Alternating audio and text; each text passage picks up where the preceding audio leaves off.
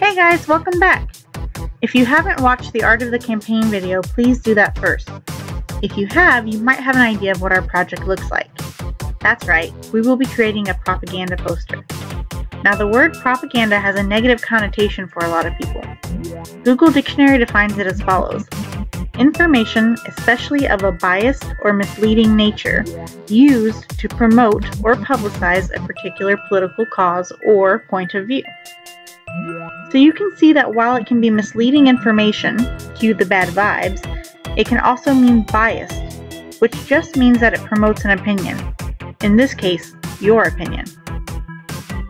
However, that doesn't mean that all propaganda is good either. It's simply a tool that people have used for years to try and convince someone to believe what they believe. Think of it like a visual argument. Take this Nazi propaganda poster, in which Hitler is in the position of emphasis and power on the page, his fists balled up with what reads as righteous anger. Even the rays of light in the background and the bird flying overhead seem to all speak the same message: Hitler is God. Did you know that in the 1930s, Hitler went into Catholic schools and replaced the crosses that were in the classroom with pictures of his face? Pretty cocky, huh? But that is the power of images. Propaganda is used for both good and bad, right and wrong, and all things in between. That is why it's important for us to understand the effect that images can have when relaying our own opinions, as well as we need to be able to ask ourselves the honest question: what impact is this image having on me? Does it change the way that I think about something? Do I want it to change my thoughts? For your project, you will have two options. One, you can create a propaganda poster that is either for or against a current politician that you feel strongly about.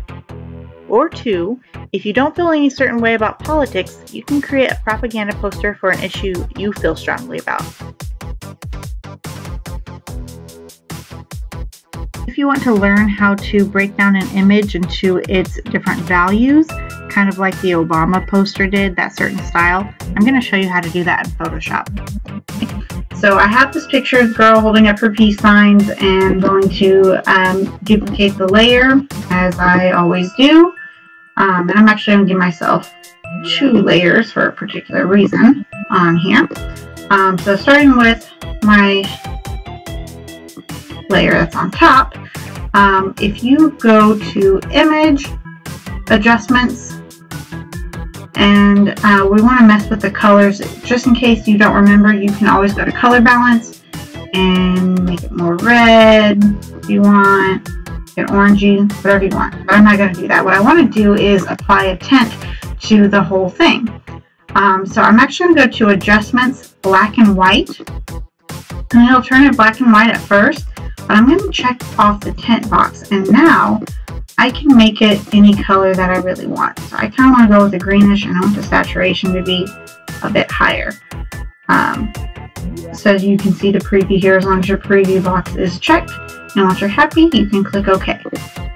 So I'm going to do the same thing to this background copy here. Black and white, tint. I kind of want like a purplish. There we go. So I've got my 2 different colors. Now on each of these layers, I'm going to apply a filter. So you go to Filter at the top and Filter Gallery. And we're actually going to be in the Artistic folder and click Cutout. So this is cutting it out into the different values, breaking it down, simplifying it. And I find that usually a 6 or a 7 is about what I want as far as the number of levels, but it's up to you for the effect that you're going for. And you don't even have to use this effect on your poster. This is just teaching you a new skill to have like a new tool in your toolbox.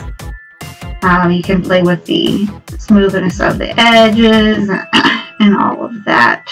Sorry, my voice kind of went out.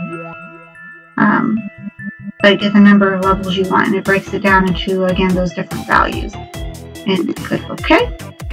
Now whenever I go to my other layer, if I want to do the exact same thing, you'll notice there are 2 filter galleries under Filter. This second one is the one that we went to before, and you can choose any different type of filter. But the top one will apply the exact same settings of the filter we just applied, so I don't have to go back and do all that again. It'll be the exact same settings. So now, if I want to play with getting some of those different layers in, I can use my quick selection tool and bring in those different colors. Kind of like how they did on the Obama poster. Again, you don't have to use this particular type of tool or setting or look to your poster. It's just an option, but I do want your artwork to be very intentional. So you can use photos from the internet, but they do have to be changed enough to be considered fair use. So even in that video, they talked about the artist who used that photo didn't have permission. So there was a big legal issue with that. If you guys have any questions, as always, I'm here for you. Go ahead and post in the Google Classroom wall, and I'll do my best to get back to you as soon as possible. All right, good luck. Bye.